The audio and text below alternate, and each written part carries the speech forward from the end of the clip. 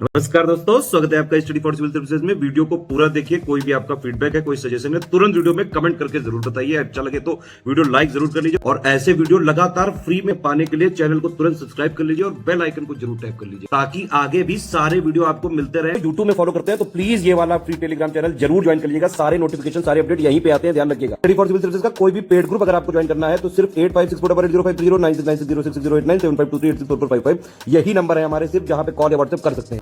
Instagram पे हमारा page जरूर फॉलो कर लीजिएगा, studyforcivil.services है।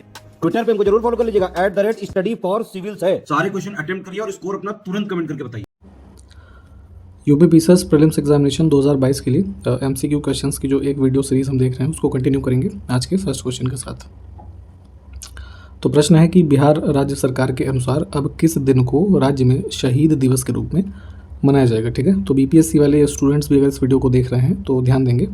यहाँ पे जो है लगभग 90 वर्ष पूर्व कॉलोनियल पीरियड में जो अभी मुंगेर डिस्ट्रिक्ट है, तो यहाँ के तारापुर टाउन में लगभग जो है 34 फ्रीडम फाइटर्स की ब्रिटिश पुलिस के द्वारा हत्या की गई थी। ठीक है, तो इनकी शहादत को यहाँ पे कॉमेमोरेट करने के लिए शहीद दिवस घोषित किया गया है 15 फरवरी को। ठीक, तो सी ऑप्शन हमारा करेक्ट हो जाएगा इसमें।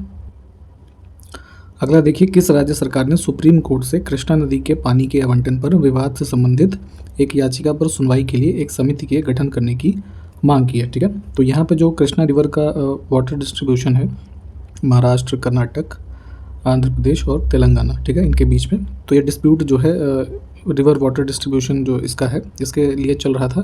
तो अभी हाल ही में जनवरी में जो है इस केस पे जो इसमें सुप्रीम कोर्ट के जजेस जो इसमें सुनवाई कर रहे थे, तो उसमें से 2 जजेस जो है उन्होंने अपने जो है इसमें से नाम वापस ले लिए थे, जो एक थे जस्टिस DY चंद्रचूड़ और AS बोपन्ना। ठीक है, तो उसी के बाद जो है यहाँ पे एक फ्रेश जो है एक तरीके से पिटीशन किया गया है ना, और उसी के क्रम में एक समिति के गठन की मांग इसमें की थी कर्नाटक स्टेट ने। ठीक, तो ए ऑप्शन जो है ये करेक्ट हो जाएगा।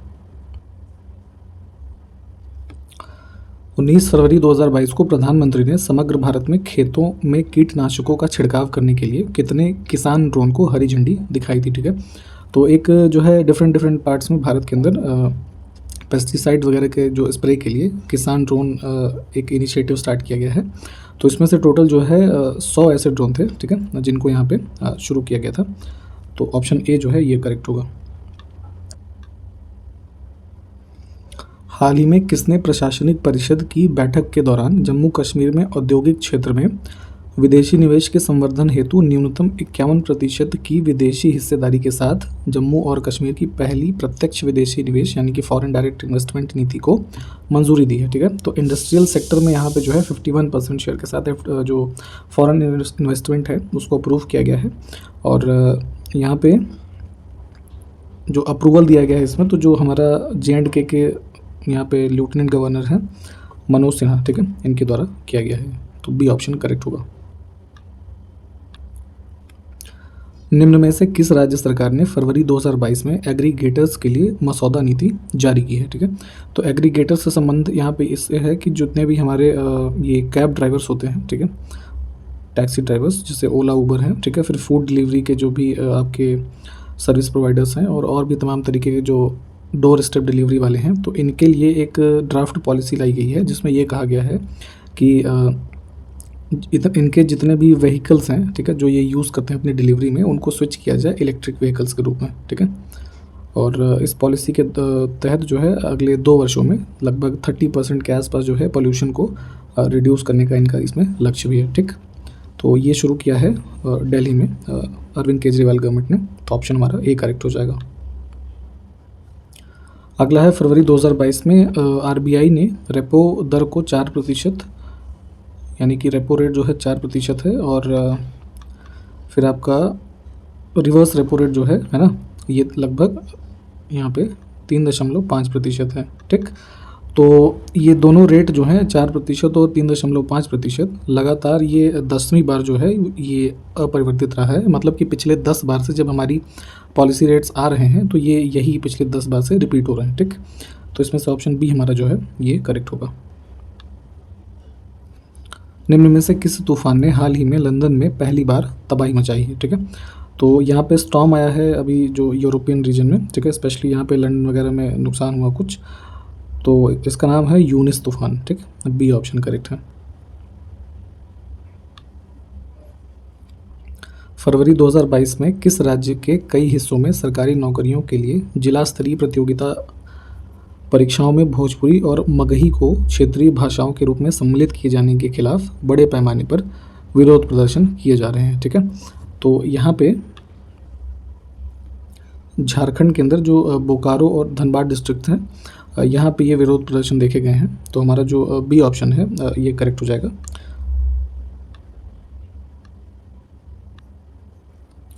अब यहाँ पे हमारे पास दो कथन है, इनमें से कौन सा सही है ये बताना है, ठीक। तो पहला देखिए, अपर भद्रा परियोजना राष्ट्रीय दर्जा पाने वाली कर्नाटक की पहली परियोजना है, ठीक। तो यहाँ पे अपर भद्रा परियोजना जो है इसको नेशनल स्टेटस जो है एक तरीके से ग्रांट किया गया है एक हाई पावर्ड कमेटी की मीटिंग के बाद। तो जिसमें कि अब यहाँ पे नेशनल प्रोजेक्ट का टैग मिलने के बाद इनको जो है लगभग 12,500 करोड़ रुपए की सहायता मिलेगी इस प्रोजेक्ट में, और जिससे कि यहाँ का जो इरिगेशन सिस्टम है, ठीक है, सेंट्रल कर्नाटक का है ना, उसको काफ़ी ज़्यादा इम्प्रूव किया जाएगा इसके तहत। तो ये कथन हमारा बिल्कुल ठीक है। और दूसरा स्टेटमेंट है कि मिज़ोरम के आइजोल हवाई अड्डे के पास जो नॉर्थ ईस्टर्न इंडिया है उसका पहला मोटर रेसिंग ट्रैक स्थापित किया जाएगा, ठीक है। तो ये वाला भी बिल्कुल ठीक है, हम दोनों ऑप्शन चूज करेंगे सी।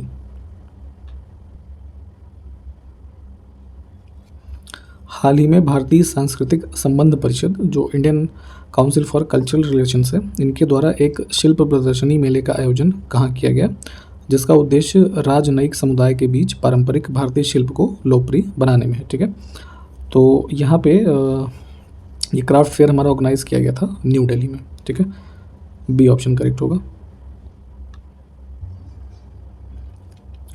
पीएम मोदी ने हैदराबाद में विश्व की दूसरी सबसे ऊंची श्री रामानुजाचार्य की बैठे हुए मुद्रा में, जिसकी 216 फीट ऊंचाई है, तो इस प्रतिमा का अनावरण किया था अभी, ठीक है।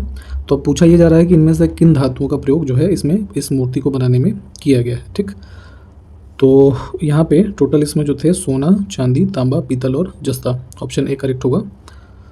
तो यहाँ पे काफ़ी इंपॉर्टेंट हो जाएगा ये वाला क्वेश्चन हमारा। इस तरीके के क्वेश्चन पहले भी पूछे जाते हैं जो मॉन्यूमेंट्स से संबंधित हैं, तो इसको देख लीजिएगा एक बार। अगला देखिए, भारतीय वायुसेना ने यूक्रेन में संकट से उत्पन्न स्थिति को देखते हुए मार्च 2022 में यूके के वाडिंगटन में 6 से 27 मार्च तक निर्धारित एक बहुपक्षीय हवाई अभ्यास, जिसका नाम आपसे पूछा जा रहा है, तो इसमें अपने लड़ाकू जेट विमानों को नहीं भेजने का निर्णय किया है, ठीक है। तो यहाँ पे एक्सरसाइज जो होने वाली थी कोबरा वॉरियर, ठीक। तो इसमें जो है हमारे इंडिया से जो हमारा फाइटर जेट है ये LCA लाइट कॉम्बैट एयरक्राफ्ट जो है तेजस, ठीक। तो ये 5 एयरक्राफ्ट इसमें पार्टिसिपेट करने के लिए जाने थे। तो अब इन युद्ध की स्थितियों को देखने के बाद जो है इसको भेजने से यहाँ पे रोक दिया गया था, ठीक। तो एक्सरसाइज का नाम देख लीजिए, ये यहाँ पे होती कहाँ है, तो यूके में वॉडिंगटन में होनी थी 6 से 27 मार्च तक। तो ए ऑप्शन जो है ये करेक्ट हो जाएगा। निम्न में से किन दो केंद्रीय मंत्रियों ने 3 फरवरी 2022 को वेब लिंक के माध्यम से मध्य रेलवे के सावदा जो कि महाराष्ट्र में है और दिल्ली के आदर्श नगर तक किसान रेल की 1000वीं यात्रा को हरी झंडी दिखाकर रवाना किया, ठीक है। तो किसान रेल की 1000वीं यात्रा थी, यहाँ पे डेस्टिनेशंस देख लीजिए। और इसमें जो 2 सेंट्रल मिनिस्टर्स हैं जो इसको इन्होंने रवाना किया था, तो यहाँ पे रेलवे मिनिस्टर और जो एग्रीकल्चर मिनिस्टर है नरेंद्र सिंह तोमर और अश्विनी वैष्णव, ठीक। तो ये 2 लोग थे, तो ऑप्शन हमारा ए जो है ये करेक्ट है। अगला है, भारत सरकार ने टाडा कब लागू किया था, ठीक है। तो एक एक्ट बनाया गया था टाडा, यानी कि इसका फुल फॉर्म था हमारा terrorist and disruptive activities prevention act, ठीक। तो इसको यहाँ पे 1985 जो है यहाँ से इम्प्लीमेंट किया गया था, ठीक। और बेसिकली जो पंजाब में इंसर्जेंसीज वगैरह हुई थी, ठीक है, तो उसी के क्रम में यहाँ पे इस एक्ट को जो है 85 से 95 तक ये फोर्स में रहा था भारत में, और पूरे इंडिया में जो है एप्लीकेबल था ये। तो इससे संबंधित था ये टाडा एक्ट। तो यहाँ से डी ऑप्शन जो है ये हमारा करेक्ट होगा। अगला है, भारत सरकार ने पोटा को कब लागू किया था, ठीक है। तो ये भी एक एक्ट था, इसका फुल फॉर्म था प्रिवेंशन ऑफ टेररिज्म एक्ट, ठीक। तो यहाँ पे जो है टेररिज्म जो एंटी टेररिज्म ऑपरेशंस हैं उनको स्ट्रेंथन करने के लिए ये एक्ट बनाया गया था हमारा वर्ष 2002 में। नेक्स्ट है, ऑपरेशन ग्रीन हंट किससे संबंधित है, ठीक है। तो ये एक सिक्योरिटी डिप्लॉयमेंट ऑपरेशन जो है स्टार्ट किया गया था जो नक्सलिज्म से संबंधित हमारे जिले थे, ठीक है। 2010 में इसको स्टार्ट किया गया था। तो जो हमारे स्टेट्स हैं जहाँ पे ये नक्सलवाद काफ़ी ज़्यादा स्प्रेड था, तो इनमें जो है यहाँ पे इस चीज़ को मैनेज करने के लिए ऑपरेशन ग्रीन हंट जो है इसको स्टार्ट किया गया था, ठीक है। तो ऑप्शन हमारा जो है ए करेक्ट होगा इसमें से। अनुसूचित जाति एवं जनजाति संबंधी उपबंध संविधान के किस भाग में दिए हुए हैं, ठीक है। तो यहाँ पे शेड्यूल कास्ट और ट्राइब से संबंधित कुछ विशेष प्रावधान हमारे संविधान का भाग जो 16वां है इसमें दिए हुए हैं। एक special provision for certain classes करके ये पार्ट है, जिसमें अनुच्छेद 330 से 342 तक में देखेंगे आप, तो ये प्रावधान आपको यहाँ पे मिल जाएंगे। अगला है राष्ट्रीय अनुसूचित जाति आयोग का गठन संविधान के किस अनुच्छेद के तहत किया गया है, ठीक है। तो ये फॉर्म हुआ है अंडर आर्टिकल 338। किस वर्ष में किया गया है ये आप हमको कमेंट करके बताइए जरा। राष्ट्रीय अनुसूचित जाति आयोग में अध्यक्ष सहित कुल कितने सदस्य होते हैं, ठीक है। तो अगर हम national commission for schedule caste का जो कॉम्पोजिशन देखें तो इसमें इंक्लूडिंग चेयरमैन्स टोटल जो संख्या है ये होती है 5, ठीक। ये ऑप्शन करेक्ट होगा।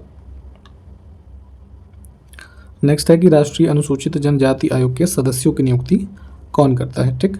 तो यहाँ पे मेंबर्स जो हैं ये अपॉइंट किए जाते हैं हमारा प्रेसिडेंट के द्वारा। डी ऑप्शन जो है ये करेक्ट हो जाएगा। अगला है राष्ट्रीय अनुसूचित जाति आयोग अपनी वार्षिक रिपोर्ट किससे प्रस्तुत करता है, ठीक है। तो एनुअल रिपोर्ट यहाँ पे दी जाती है शेड्यूल कास्ट कमीशन जो है इनके द्वारा, और जो है प्रस्तुत की जाती है ये रिपोर्ट भारत के राष्ट्रपति को। नेक्स्ट है कि वर्तमान में लोकसभा में अनुसूचित जातियों के लिए कुल कितनी सीटें आरक्षित हैं, यानी कि रिजर्व्ड हैं। तो अभी देखेंगे तो शेड्यूल कास्ट के लिए जो हमारी नंबर ऑफ सीट्स हैं ये हैं 84। वर्तमान में लोकसभा में अनुसूचित जनजातियों के लिए कितनी सीटें आरक्षित हैं, ठीक। तो यहाँ पे शेड्यूल ट्राइब्स की बात की जा रही है, तो इनकी संख्या अभी देखेंगे तो 47 है, ठीक। 15th जो हमारी लोकसभा के इलेक्शंस हुए थे उसमें 41 से 47 इसको किया गया था। डी ऑप्शन करेक्ट है। प्रथम पिछड़ा आयोग का गठन कब किया गया था, जिसके अध्यक्ष काका कालेलकर थे, ठीक है। तो यहाँ पे काका कालेलकर की अध्यक्षता में जो है एक प्रेसिडेंशियल ऑर्डर से अनुच्छेद 340 के तहत जो है ये कमेटी जो है कॉन्स्टिट्यूट की गई थी 1953 जनवरी में, ठीक है। और बाद में इन्होंने जो है अपनी रिपोर्ट प्रस्तुत की थी यहाँ पे आके मार्च 1955 में, ठीक। तो इसको ध्यान रखिएगा, ये ऑप्शन करेक्ट है। दूसरे पिछड़े वर्ग आयोग का गठन कब किया गया था, ठीक है। तो बैकवर्ड क्लासेस से संबंधित एक दूसरा आयोग जो है गठित किया गया। यहाँ पे बीपी मंडल जो हैं ये बिहार के पूर्व मुख्यमंत्री रहे थे, तो इनकी अध्यक्षता में मोरारजी देसाई गवर्नमेंट के द्वारा 1979 जनवरी में इसको जो है कॉन्स्टिट्यूट किया गया, और इन्होंने यहाँ पे आके फिर दिसंबर 1980 में अपनी रिपोर्ट प्रस्तुत की थी। तो इस हिसाब से ऑप्शन ए जो है ये करेक्ट होगा। किस वर्ष सरकारी नौकरियों में अन्य पिछड़ा वर्ग के लिए 27% आरक्षण की घोषणा की गई। नेक्स्ट है किस वर्ष सरकारी नौकरियों में अन्य पिछड़ा वर्ग यानी कि जो अदर बैकवर्ड क्लासेस हैं इनके लिए 27% आरक्षण की घोषणा जो है गवर्नमेंट जॉब्स में की गई है, ठीक है। तो यहाँ पे हमारा जो ऑप्शन बी है ये करेक्ट हो जाएगा इसमें।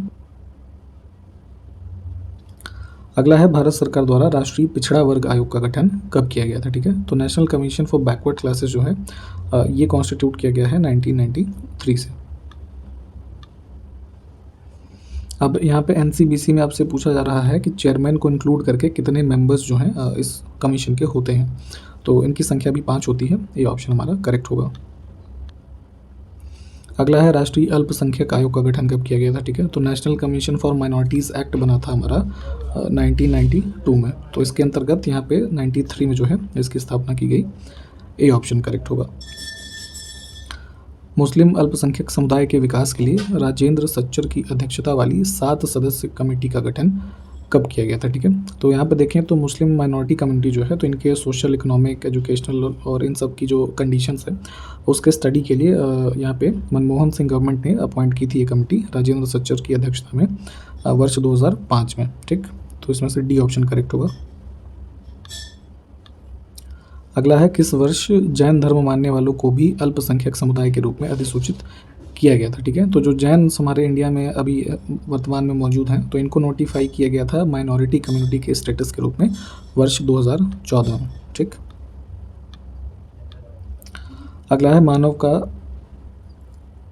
मानव के क्रय विक्रय पर रोक लगाने वाला अनुच्छेद जो है संविधान का कौन सा है, ठीक। तो हमारे फंडामेंटल राइट्स में अनुच्छेद 23 और 24 जो राइट अगेंस्ट एक्सप्लॉयटेशन है, तो उसमें यहाँ पे जो अनुच्छेद 23 है उसमें sale purchase of human beings, force labour, बेगार, ये सब का जो है प्रोहिबिशन है। तो इसमें से सी ऑप्शन हमारा जो है इस संदर्भ में करेक्ट होगा। संविधान के किस अनुच्छेद के अंतर्गत पुरुष और स्त्री दोनों को समान कार्य के लिए समान वेतन देने का वर्णन किया गया है, ठीक है। तो डीपीएसपी का जो पार्ट है हमारा 4th, उसके अनुच्छेद 39 जो है यहाँ पे ये प्रावधान मिलेगा, ये ऑप्शन करेक्ट है। ग्राम पंचायतों और नगर पालिकाओं में महिलाओं के लिए आरक्षण कितना है, ठीक है। तो यहाँ पे जो ग्राम पंचायत हमारी है और म्यूनसिपैलिटीज़, तो इनमें जो है हमारे पास महिलाओं के लिए जो रिजर्व होती हैं सीट्स वो 33% होती हैं, यानी कि 1/3। तो ए ऑप्शन करेक्ट होगा। राष्ट्रीय महिला आयोग का गठन कब किया गया था, ठीक है। तो नेशनल कमीशन फॉर वुमेन जो कॉन्स्टिट्यूट हुआ था 1992 में, ठीक। डी ऑप्शन करेक्ट होगा। वर्तमान में इनकी जो चेयरमैन है रेखा शर्मा जी हैं। आप ये बताइए कि जो पहली चेयरमैन रही थी उनका नाम क्या था।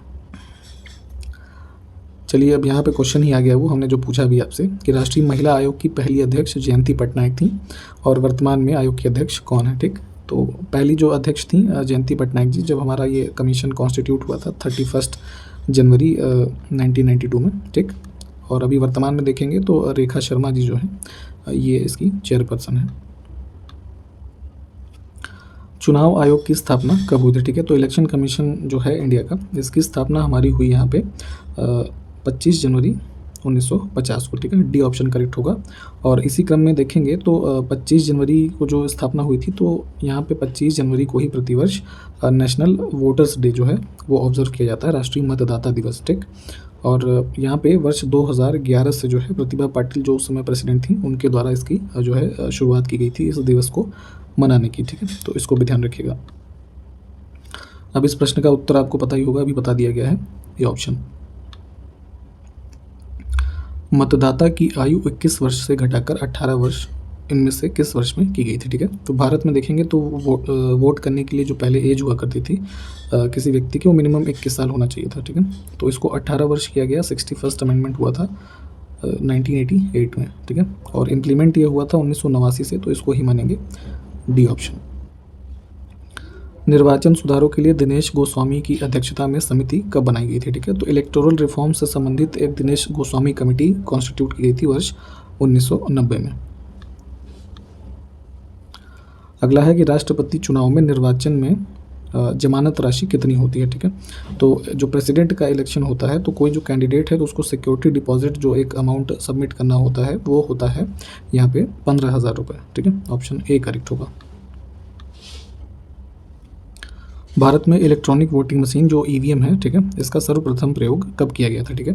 तो 1982 में यहाँ पे केरल के अंदर एक नॉर्थ परावूर असेंबली कॉन्स्टिट्यूंसी थी, तो उसमें बाई इलेक्शन हुआ था, ठीक है। तो वहाँ पे इसको जो है सबसे फर्स्ट टाइम यूज़ किया गया है, तो डी ऑप्शन चूज़ करेंगे।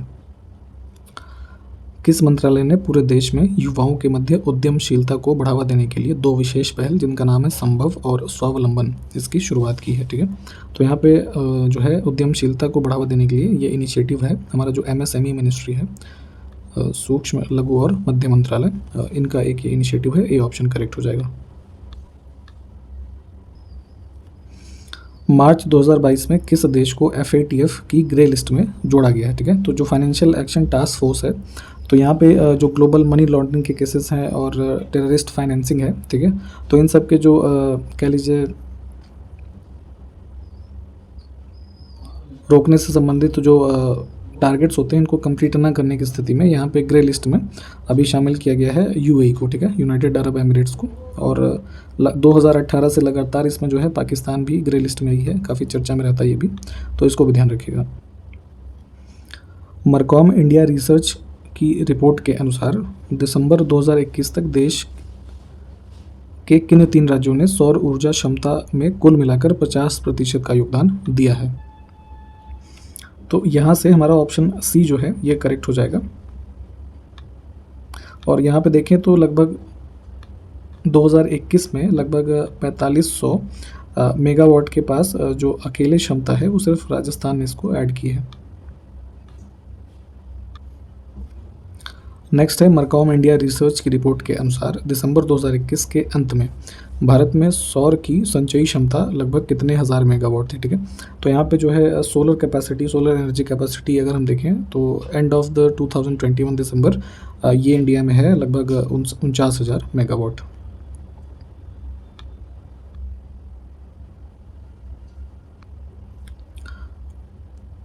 किस स्पेस एजेंसी ने national oceanic and atmospheric administration, इसको NOAA कहा जाता है, ठीक है, तो इनके लिए नेक्स्ट जनरेशन यानी अगली पीढ़ी के मौसम उपग्रहों यानी कि जो आपके वेदर सैटेलाइट्स होते हैं, ठीक है, तो उनके सीरीज़ जो है एक लॉन्च की जा रही है। तो इस सीरीज़ में तीसरा एक जो है सैटेलाइट लॉन्च किया गया है, तो किस स्पेस एजेंसी ने किया है, ठीक है, तो ये नासा के द्वारा किया गया है। ए ऑप्शन जो है ये करेक्ट होगा। और इसके बारे में थोड़ा यहाँ नेशनल ओशनिक और एटमॉस्फेरिक एडमिनिस्ट्रेशन के बारे में देख लीजिएगा। और अभी इस वीडियो को यहीं पे समाप्त करेंगे, अगले वीडियो में मिलते हैं आपसे। नमस्कार, जय हिंद।